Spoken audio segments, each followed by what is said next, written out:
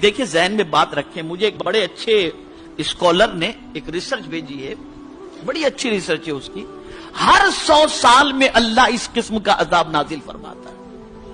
कब? हर 100 साल में।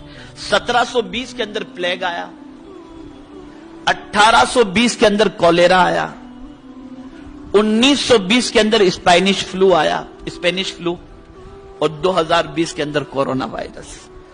तो जब जब कोई अपने आप कोई किसी दौर का नमरूद बनकर के उभरता है तो मौला इन जरासीम के जरिए उसको ठीक करता है कि जरा देख ले तू ताकतवर है या मैं ताकतवर हूं। शुरू किया जिसे 4 पेस्ट कैंपेन के नाम से जाना जाता है।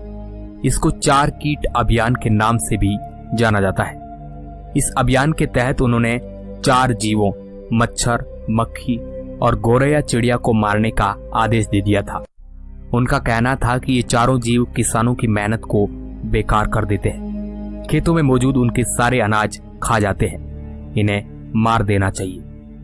चीन के वैज्ञानिकों ने गणना की थी कि प्रत्येक गोरैया हर साल 4.5 किलोग्राम अनाज या उसके बीज खा जाती है और फलों को भी काफी नुकसान पहुंचाती है।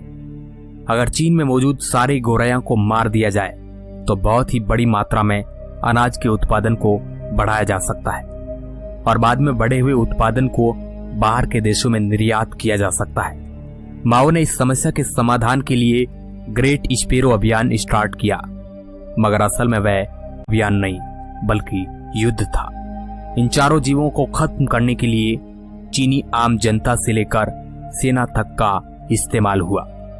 मच्छर, मक्खी और चूहों को मारना थोड़ा मुश्किल काम था क्योंकि वो आसानी से खुद को कहीं छुपा लेते थे, लेकिन गोरैया चिड़िया की तो आदत है कि वो हमेशा इंसानों के बीच ही रहना पसंद करती है। लिहाजा वो माओ जेडोंग के आदेश का शिकार बन गई और पूरे चीन में उन्हें ढूंढ ढूंढ कर मारा जाने लगा। इस अभियान का व्यापक प्रचार प्रसार हुआ। चीन के नागरिकों को गोरैया को मारने के लिए भारी मात्रा में जुटाया गया। गोरैया विरोधी सेना बनाई गई। विद्यालयों, कारखानों, हॉस्पिटलों, यहां तक कि बाजारों में भी गोरैया चिड़िया मारने की मुहिम चलाई गई। इस अभियान का नारा था गोरैया को मिटाना है। यहां तक कि उनके घोंसलों को भी उजाड़ दिया गया ताकि कोई था गोरैया को मिटाना है। यहां तक कि उनके घोंसलों को भी उजाड़ दिया गया ताकि कोई जिंदा न बच सके। लोग बर्तन, टिन या ड्रम बजा बजा कर गोरैया को उसकी जगह से उड़ाते और उसे तब तक कहीं बैठने नहीं देते जब तक कि वह उड़ते उड़ते थक न जाए और आसमान से ही गिरकर मर न जाए। इतना ही नहीं, जो व्यक्ति जितनी संख्या में गोरैया मारता उसे उतना ही बड़ा इनाम भी मिलता था। इस लालच में चीनी लोगों वो घर बैठे थे जिसकी उम्मीद शायद ही किसी ने की हो। यह अभियान कितने बड़े स्तर पर था इसका अंदाजा आप खुद लगा सकते हैं कि पहले ही दिन करीब 2 लाख गोरैयों को मौत के घाट उतार दिया गया।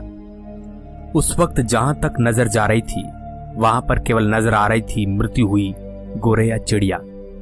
इस अभियान के चलते करीब 2 सालों के अंदर चीन में लगभग गोरैया नष्ट हो चुकी थी। सिर्फ